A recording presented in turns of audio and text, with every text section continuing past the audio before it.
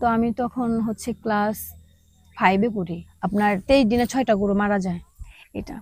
পরে সেখান থেকে আমি 5 বছর ব্যবসা করলাম। উপজেলা, জেলা, বিভাগীয় থেকে শ্রেষ্ঠ জয়িতা পুরস্কার নিছি। 2024-এ হচ্ছে আমি মানে জাতীয় পুরস্কার নিছি। মানে কি বলবো, কিছু আগে কিন্তু আমি একটা আবেগী হয়ে গেছিলাম। কথাটা না অন্যদিকে নিয়ে আসছি। আমি নিজেকে কন্ট্রোল করতে পারবো না। মানে মানুষের মেস্তা পড়লে যেমন দাগ হয়ে যায় না, এই কোমরটা এখানে আমার এখনো দাগ আছে, শুধু কলস এড়িয়ে। টোটাল যদি আমরা চিন্তা করি সবকিছু মিলায়া সেটা কেমন হতে পারে? 1 কোটি টাকার মতো হবে। 1 কোটি টাকার মতো হবে। মানে তাও প্রতি মাসে দেখা যায় লাখ 2 টাকার মতো এরকম করে থাকে। আজকে আমরা যাচ্ছি মানিকগঞ্জ জেলার সাটুরিয়া উপজেলার দেলুয়াই, যেখানে ইতি আক্তার নামে এক নারী উদ্যোক্তা দুধ বিক্রেতা থেকে হয়েছেন কোটি টাকার খামারি। কেউ সোনার চামচ মুখে নিয়ে জন্মায়, কেউ আবার সংগ্রামের স্রোতে ভেসে বেড়ায়, কিন্তু যারা হার মানে না তারা একদিন ইতিহাস গড়ে। ইতি আক্তার সেই হার না মানা মানুষদের একজন। প্রিয় দর্শক, আমরা এখন অবস্থান করছি ইতি আক্তারের খামারে। আপনারা দেখছেন এখানেই কিন্তু রয়েছে প্রায় 50টির মতো উন্নত জাতের গরু, যেখান থেকে তিনি প্রতিদিন উৎপাদন করছেন প্রায় 200 লিটার দুধ এবং প্রতি মাসে আয় করছেন প্রায় 2 লক্ষ টাকা। প্রিয় দর্শক, আপনারা দেখছেন 6 মেয়ের সংসারের সবার ছোট ছিলেন ইতি আক্তার। অসুস্থ বাবার সংসারে অভাব ছিল নিত্যদিনের সাথী। স্কুল ফেলে কাঁধে তুলে নিতেন দুধের কলস। প্রতিদিন সকালে হাঁটতেন মাইলের পর মাইল, শুধু দুধ বিক্রি করতেই এবং সংসারের হাল ধরতেই ইতি আক্তারের এই ছুটে চলা। প্রিয় দর্শক, আপনারা দেখছেন ইতি আক্তারের খামারে এখন দুধ সংগ্রহ করা হচ্ছে এবং এখন কিন্তু তার খামারে প্রায় 15 থেকে 16টি গরু নিয়মিত দুধ দেয় এবং এখানে প্রায় 50টির মতো গরু রয়েছে, যার আনুমানিক বাজার মূল্য প্রায় 1 কোটি টাকা। একেবারে শূন্য থেকে কিন্তু ইতি আক্তারের এই জয়যাত্রা শুরু হয়েছিল। প্রিয় দর্শক, আমরা একটু পরেই ইতি আক্তারের সাথে কথা বলে তার এই সংগ্রামী জীবনের জানা অজানা সব গল্পগুলো আপনাদের সামনে তুলে ধরব। আশা করছি পুরোটা সময় জুড়ে আপনারা আমাদের সাথেই থাকবেন। প্রিয় দর্শক, আমরা যখন ইতি আক্তারের খামারে গিয়েছিলাম, ইতি আক্তার সে সময়টাই ব্যস্ত ছিলেন তার খামারের নতুন শেড যেখানে তৈরি হচ্ছে সেখানটায়, এবং আমরা সেখানেই কথা বলেছিলাম ইতি আক্তারের সাথে, জেনেছিলাম তার জীবনের নানান জানা অজানা গল্প। প্রিয় দর্শক, আশা করছি পুরোটা সময় জুড়ে আপনারা আমাদের সাথেই থাকবেন। আজকের এই ভিডিওটি আপনাদের জন্য সত্যি খুবই গুরুত্বপূর্ণ। প্রিয় দর্শক, আমরা এখন কথা বলছি ইতি আপুর সাথে। ইতি আপু, আপনি কেমন আছেন? আলহামদুলিল্লাহ। আচ্ছা আপু, আমরা আজকে এই যে আপনার খামারে আসলাম, আপনার খামারটি দেখলাম এবং এখন আমরা কথা বলতেছি আপনার নতুন যে শেডটি হচ্ছে সেখান থেকে আপনার সাথে কথা বলছিলাম। তো আপু, আপনি শুরুতে একটু আপনার যে শুরুর জার্নিটা, মানে শুরুটা কেমন ছিল সেই সম্পর্কে একটু আমাদেরকে বলেন। আসলে প্রতিটা মানুষেরই অতীত খুব ভয়ঙ্কর থাকে, আর আমি হচ্ছে সেই অতীতকে অনেক সম্মান জানাই, কারণ সেই অতীত ছিল বলে আজকের ইতি আমি। কারণ তাছাড়া যদি কোনো ধনীর ঘরে জন্ম হইতো, হয়তো বা পরিশ্রম করার প্রয়োজন হইতো না, আজকে এই জায়গায় বসে থাকতে পারতাম না। আলহামদুলিল্লাহ। শুরুতে আমি বলে নেই, আমার জার্নিটা শুরু হয় 2009 সালে। আমরা হচ্ছে 6 বোন। 6 বোনের মধ্যে আমি সবার ছোট। তো তখন আমার বাবা তো ব্যবসা করতেন, একটা দুধের ব্যবসা। এসে অনেক মানে দুধ কিনে কিনে ঘুষেদের সাথে, যারা ওই হিন্দু যারা দুধের ছানার কাজ করে তাদেরকে ঘুষ বলে, তো এখানে দুধ দিত। তো আমি তখন হচ্ছে ক্লাস 5-এ পড়ি। তো যখন আব্বা দুধ দিত সকালবেলা, ওই চায় 2-4 মানে 2 টাকা 5 টাকা করে নিতাম, খুব আনন্দেই দিনগুলা কাটতেছিল এভাবে। তো হঠাৎ করে একদিন মানে আব্বা অসুস্থ থাকেন, হসপিটালে ভর্তি থাকেন, সদর হসপিটালে 3 মাস। এখন সংসার কে চালাবে? তখন আমাদের বাসায় গরু ছিল, আয়ের উৎস হিসেবে 6টা গরু, গাভী গরু। তো 6টা গরু ছিল, সেখান থেকে দুধ আসতো, চলতো, আর আব্বা ইনকাম করতো, এটা বেশ চলে যেত। তো আব্বা যখন হসপিটালে থাকেন তখন গরুগুলো অসুস্থ হয়ে যায়, কারণ গরুগুলাকে আমরা ঠিক মতো খাওয়াইতে পারি নাই, খ্যার দিতে পারি নাই। আমরা কলা গাছ কাইটা কাইটা গরুরে খাওয়াইছি, আমাদের বাসার অনেক কলা গাছ আছে, কাইটা কাইটা খাওয়াইছি। খাওয়ানোর পরে গরুরে যে এখানে শীতের মাস ছিল এখানে ফুলে গেছিল, এখন তো বুঝতে পারি যে এটা লিভার ফ্লক। তো পাতলা পায়খানা করতো প্রচুর, আর এখানে ফুলা যাইতো, শুধু ফুলা যায়। আপনার 23 দিনে 6টা গরু মারা যায় আমাদের। আর গরুগুলাকে চিকিৎসা করাইতে যখন আমরা গেছি, তখন আমাদের মাথার উপরে টিনগুলা বিক্রি করে আমরা চিকিৎসা করাইছি, কিন্তু আমরা সাকসেস হই নাই। কারণ যখন টাকা দিতে পারছি তখন ডাক্তার আসতো, তাছাড়া আসতো না, পাইতাম না। অনেক টাকা বাকি পড়ে গেছিল, দেয় না এইভাবে। তো তারপরে হচ্ছে আমি কি করলাম, এখন মানে একটা বাছুর ছিল, একটা ছেলে বাছুর, ওই 6টা গরু, ওই বাচ্চাটা রাইখা বাকি গরুগুলা মারা যায়। তো এই বাছুরটা বাঁচবো না বলেই কথা, আমার বাসার সাথে পুকুর আছে, পুকুরে পড়ে যায়, নাভিতে ইনফেকশন, বিভিন্ন জটিলতাতে কাটাইছি। তো তখন আমি কি করলাম, এখন আমি, আমার মা, মানে মা তো আব্বার সাথে হসপিটালে, আর আমরা হচ্ছে 2 বোন, আমরা 2 বোনের হচ্ছে আমাদের মানে তখন বিয়ে হয় নাই, 2 বোনের বিয়ে হয় নাই। আমরা 2 বোন বাসায়, আরেক বোন আমাদের বাসায় থাকতো, দুলাভাই বিদেশ থাকতো, আমাদের বাসায় থাকতো, এই জন্য আমরা 3 বোন ছিলাম। তো এখন ইনকামের উৎস হিসাবে তো সব বন্ধ, কি করব। পরে ওই যে বাসা থেকে একটা কলস নিয়ে বাজারে দাঁড়ায় দুধ কিনতাম, সে আব্বার ইটাকেই মানে ধরে রাখলাম আর কি। কিন্তু আব্বা তো দুধ কিনতো অনেক, 20 মণ, 10 মণ, 25 মণ এমন করে। আমি বাজারে দাঁড়ায়া আপনার 10 কেজি 15 কেজি করে দুধ কিনতাম, দুধ কিনা ওই বাজারে বিক্রি করতাম। তো বিক্রি করতাম, এখন চালান পাবো কই, চালান মূলধন একটা বিষয় আছে না, অবশ্যই। এইটা না, এটা কি করব। পরে পরিচিত কিছু মানুষের কাছ থেকে টাকা নিতাম, 300 কখনো 500 এরকম করে নিতাম, আবার কথা মতো আইনে দিয়ে দিতাম। তো এরকম ভাবে আমার দিন চলতেছিল। কিন্তু আমার কাছের মানুষগুলো আমাকে কখনো হেল্প করে নাই, এটা আমার খুবই কষ্ট। আমার কাছের একজন মানুষ আছে, সেই মানুষটার কাছ থেকে আমি একদিন টাকা নিছিলাম। টাকা নেওয়ার পরে ওই দিন বাজারটা অনেক কম গেছে। তো যখন আমি মানে ওনার কাছ থেকে টাকাটা নিছি, টাকাটা নেওয়ার পরে দুধ কিনছি, এখন দরগ্রাম বাজারে বিক্রি করছি, মানে আমাদের একটা বড় বাজার এটা। বিক্রি করার পর এখন যদি আমি বাকি দিয়ে আসি, মানে দুধ কেনা সবার হয়ে গেছে, যদি বাকি দিয়ে আসি তাহলে আমার চালানটা উঠে আসে। আচ্ছা। আর যদি আমি বাকি নগদে বেশি তাইলে আমার লস হয়, তাহলে আমি চালানটা ভরবো কোথা থেকে, ওই দিন কোনো লাভ নাই। এমন তাহলে কি করি। পরে বলতেছে ওই ঘুষে, আবার বলতেছে কি আব্বার সাথে ওই যে ব্যবসা করতো, বলতেছে বইনে তুমি এলো যাওগা, কালকে বাজারে আসা দ্বারা মাত্রই তোমার আমি টাকা দিয়ে দিব। এখন আমার মনে ভয়, যার কাছ থেকে আমি টাকা আনলাম সে তো মানবো না, আমি তো জানি সে কেমন মানুষ, সে তো মানবো না। ভাই আমার টাকাটা দরকার, কয় বইনে তুমি এখন কইলেও আমি দিয়ে পারো না, তাহলে তুমি দুধ নন হানে বেচো, কারণ কনে বেচো, ফালাই দেওয়া তো সম্ভব না, মরেই যাবো। এখন তো তখনকার সময় 20 কেজি দুধ মানে আমার একটা জীবন, আমার একটা আত্মা। আর এখন 20 কেজি দুধ আমার এক একটা গরু সময় থেকে একবার করে হয়, আল্লাহর রহমত সবে। তো যখন আমি বললাম, বলার পরে বাড়িতে আসলাম, বাকি দিয়ে আসছি, ওনারা আমি আমার ছায়া দেখাই নাই। হুম। বাজে কথা বলবো, এই কথা বলতে গেলে আমার লুম দাঁড়ায় গেছে, আমার চোখে অলরেডি পানি চলে আসছে। তো বাড়িতে আসার পরে মানে উনাই ফোন দিতেছে, আমি ফোন ভয়েই ধরতেছি না, কি বলবো আমি। আমার মারে দিয়ে ফোন ধরাইছি, ওনার এত বাজে একটা কথা বলছিল, যে কথাটা মানে পাবলিক প্লেসে বলার মতো না, এমন কথা বলছিল। যদিও সে কথাগুলো আমার আসলে মাঝে মধ্যে আমার কানে বাজে, এর জন্য আমার অতীত সব সময় আমি খুব সম্মান করি, যে অতীত ভয়ঙ্কর হইলেও খুবই ভালো এটা। পর সেখান থেকে আমি 5 বছর ব্যবসা করলাম। 5 বছর ব্যবসা করার পরে সেই লক্ষ্মী সোনা নাম দিলাম।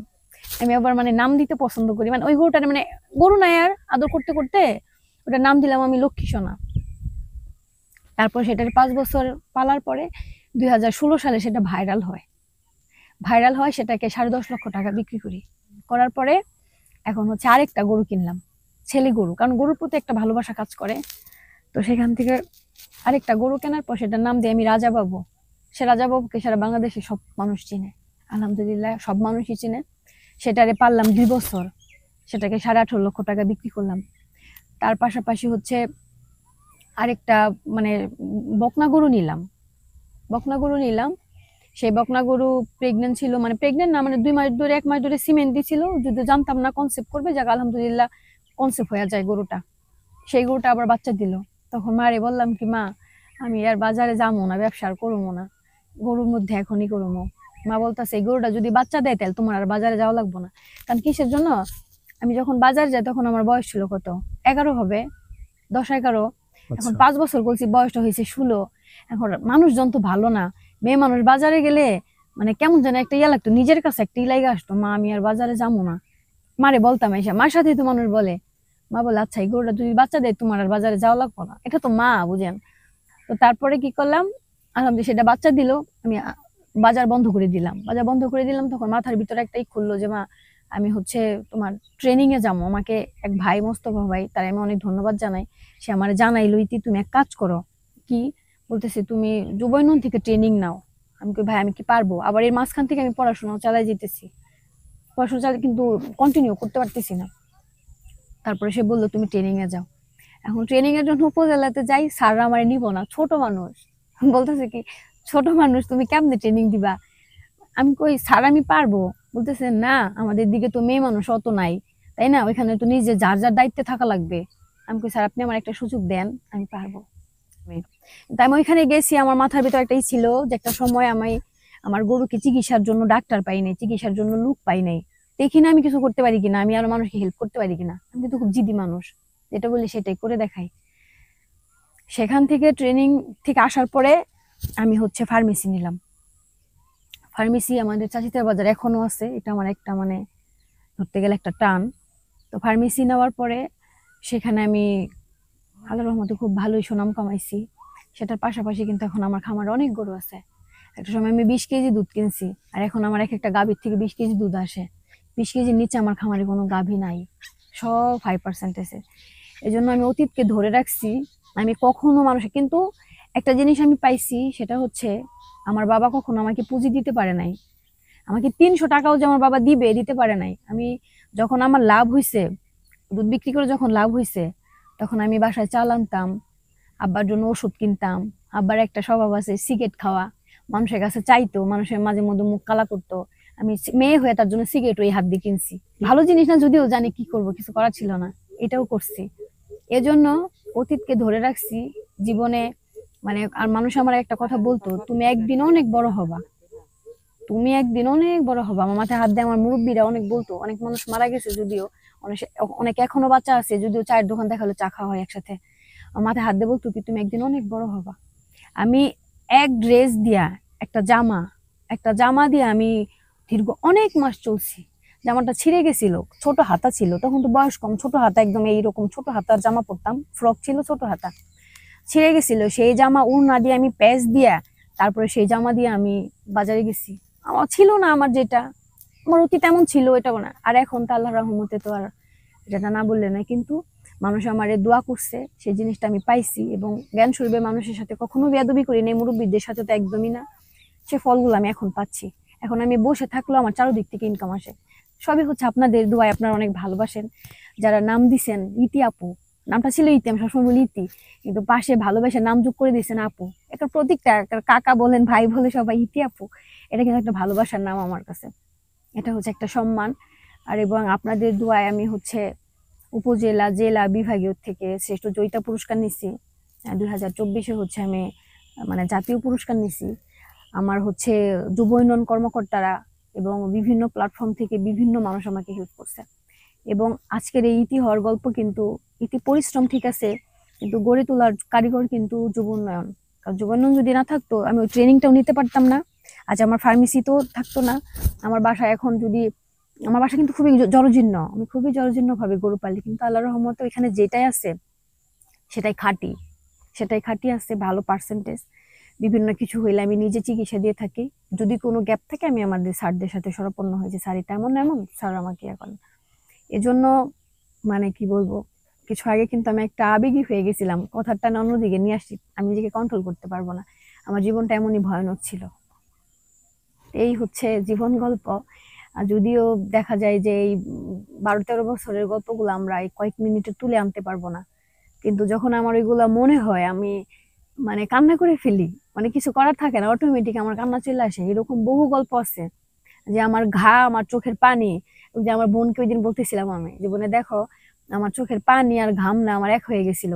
বাজার থেকে কলসে মানে আমার মানে কোমরে কিন্তু এখানে মানে মানুষের মেস্তা পড়লে যেমন দাগ হয়ে যায় না, এই কোমরটা এখানে আমার এখনো দাগ আছে, শুধু কলস এড়িয়ে।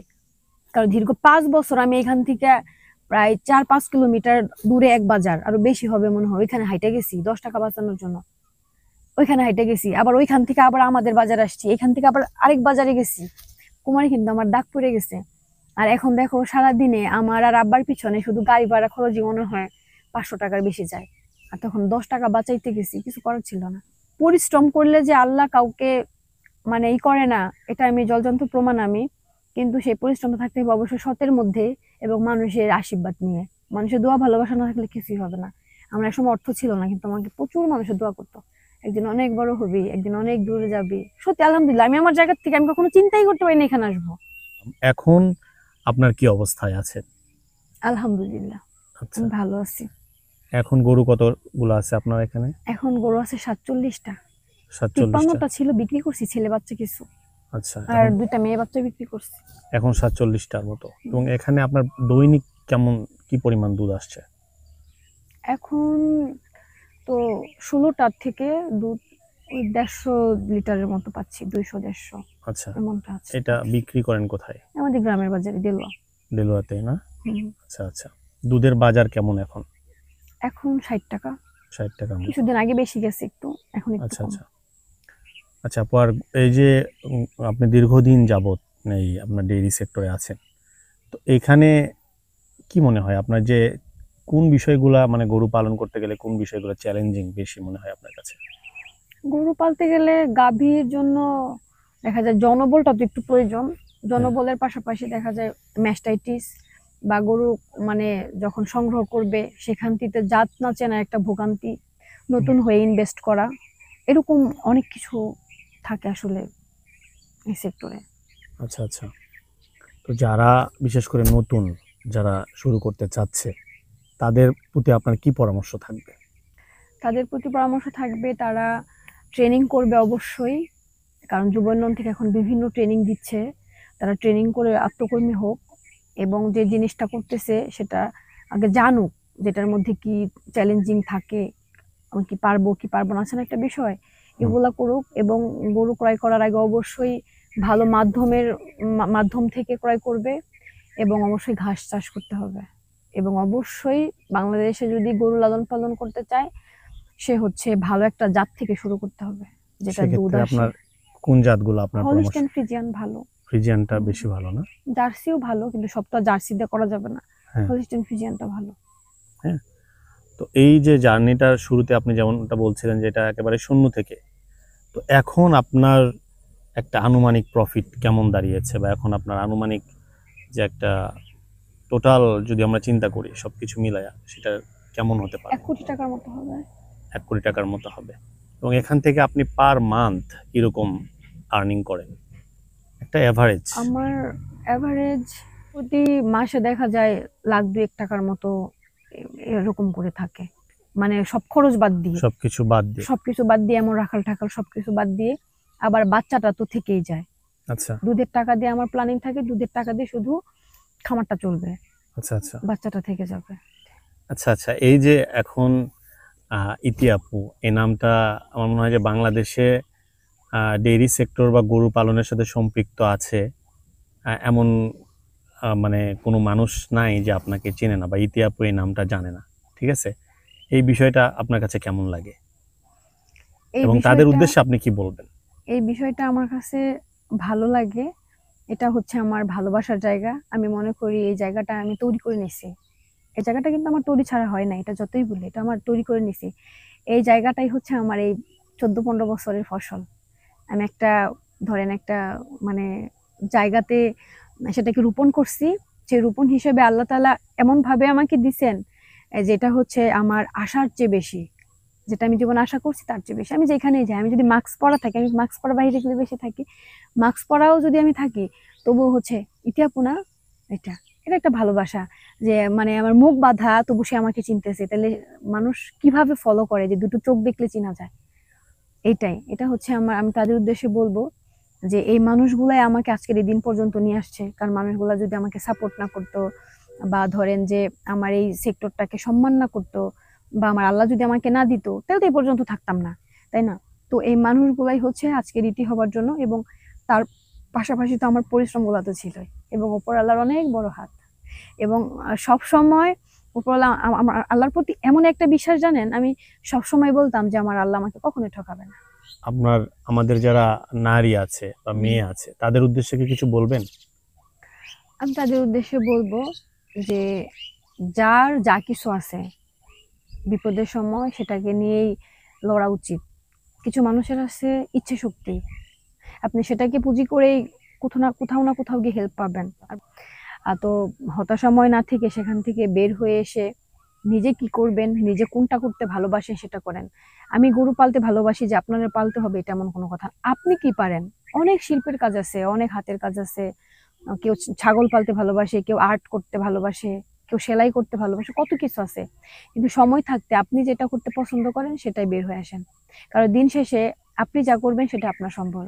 আপনার কাছে থাকবে না, এই সমাজ আপনাকে দাম দিবে না, আপনার ঘরের মানুষ আপনাকে দাম দিবে না। ওই 50 টাকার জন্য খ্যান করতে হয়, 50টা টাকা দাও, এটা হোক শেষ আমি, এটা আমি যেটা মনে করি। কারণ প্রতিটা নারীরা হচ্ছে কি একটা বন্দি। এখন যদিও এটা থেকে অনেক বের হয়ে আসছে, প্রতিটা নারী হচ্ছে বন্দি। মানে সে রান্না করবে, সে ঘর গোছাবে, এটার মধ্যে সীমাবদ্ধতা। আমি চাই তারা নিজের পায়ে দাঁড়াক, কিছু না কিছু করুক, তার হাজবেন্ড কিছু করুক, সে কিছু করুক, ওই সংসার অশান্তি হবে খুব কম। কারণ নিজের টাকা থাকলে কি মানুষের মন ভালো হয়ে যায়, অসুস্থ মানুষ সুস্থ হয়ে যায়, এটা সত্য কথা। এজন্য আমি চাই প্রতিটা মানুষ কিছু না কিছু করুক। এবং নারীদের তো একটা দুর্বল জায়গা যে সমাজে নারী অবহেলিত, আপনারা কিছু করে দেখান না, চাইলেই পারবেন, এটাই আমি বলবো। মানিকগঞ্জের ইতিহাপু আমাদের শেখান সংগ্রাম মানেই শেষ নয়, বরং নতুন শুরু। আপনার আশেপাশে এমন আরও সংগ্রামী নারীর গল্প জানতে আমাদের চ্যানেলটি সাবস্ক্রাইব করুন এবং স্বদেশ এগ্রোর সাথেই থাকুন। আজকের মতো আমরা এখানেই শেষ করছি। সবাই সুস্থ থাকবেন, ভালো থাকবেন। আল্লাহ হাফেজ।